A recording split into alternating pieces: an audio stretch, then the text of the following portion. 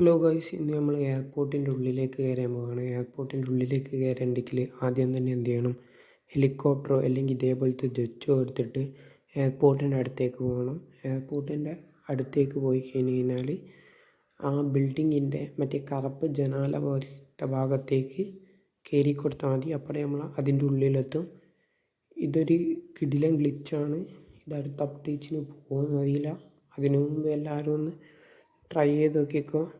വേറെയും ഇതേപോലത്തെ സംഭവങ്ങൾ കുറേ ഗെയിമിലുണ്ട്. അതൊക്കെ അടുത്ത വീഡിയോയിലേക്കൂടി കാണിച്ചു തരുന്നതാണ്. എല്ലാവരും സബ്സ്ക്രൈബ് ചെയ്യുക, ലൈക്ക് ചെയ്യുക.